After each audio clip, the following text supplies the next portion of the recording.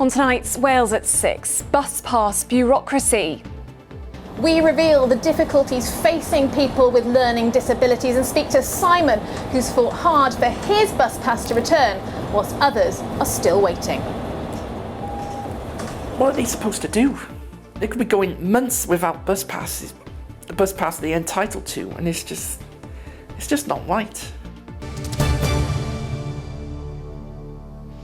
Good evening. For people with learning disabilities, a free bus pass can be the difference between leading a fuller, more active life or one of isolation. Those unable to drive often rely on buses to get to work, do their shopping and see family and friends. But this programme has seen evidence that people with learning disabilities are now facing mountains of red tape and unnecessary delays to renew their bus pass.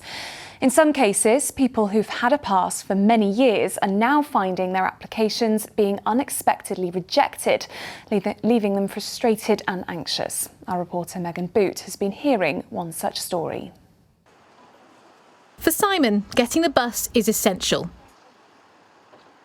For work, for friends, for his well-being. So when he wasn't able to renew his bus pass in March, it made an impact. It limited how far I could go and how often.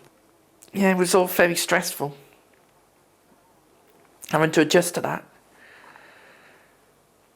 Particularly because I had up to that point I had held the bus pass since 2007 on the grounds of being a person with autism. And none of that had changed. And what made things worse was he was trying to renew it, his pass was cancelled.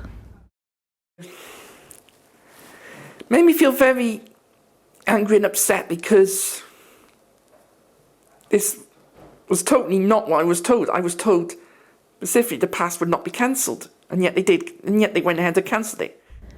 In 2019, Transport for Wales became responsible for administering those passes. The Welsh Government set the criteria. Eligibility is checked using disability living allowance or personal independence payment details. If people don't meet that criteria, they can then apply to their local authority for assessment. But we have seen a document which reveals nearly 1,200 people, including Simon, have had their application rejected by Transport for Wales and are now waiting for local authority assessment for that pass that means so much. Often people with a learning disability have to have travel training in order to be able to travel, and having to pay to go on a bus is an added complication that is another barrier that makes it far more difficult. Probably put in the fire.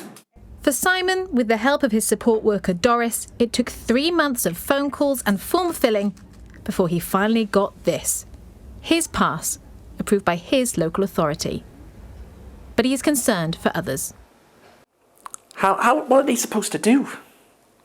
I mean, they could be going months without bus passes, the bus pass they're entitled to, and it's just not right. Well, Megan's here. Megan, Transport for Wales has had responsibility for bus passes for 4 years now. So why has this become an issue for so many people now? I think obviously COVID stopped people from travelling. As restrictions were eased, more people were travelling and more of these incidents were getting reported. Now, we wanted to interview someone from Transport for Wales about this. I was told no one was available. They sent a statement. They say they do offer support for people making these applications, but that the criteria is from the Welsh Government. So that's what this is a row about, basically, criteria? Yeah, the criteria is really important here. And as you saw in my piece, that's based on PIP payments, DLA documents, and campaigners think that's just not broad enough. Should be more broad criteria to reflect the more broad needs of people who use this pass. And from the conversations you've been having, do you think this is going to be resolved anytime soon? Well, Katie, in the last half hour, I heard from the Welsh Government. Now, they sent me a statement to say they're aware of these concerns and are working closely with local authorities to address them. This is the key bit, as soon as possible. Now, one of the reasons Simon wanted to talk to us was to raise awareness. Clearly, that has worked, and we will watch closely to see if there are any changes. OK, thanks very much, Megan. Weekend Bring, here's Charlie Powell now to tell us. Good to see some sunshine back, isn't it? And that is it from the Wales at 6 team. As always, plenty more on our website. That's itv.com/Wales. Richard Morgan will have your next update after the news at 10, and until then, have a lovely rest of your evening. Bye-bye.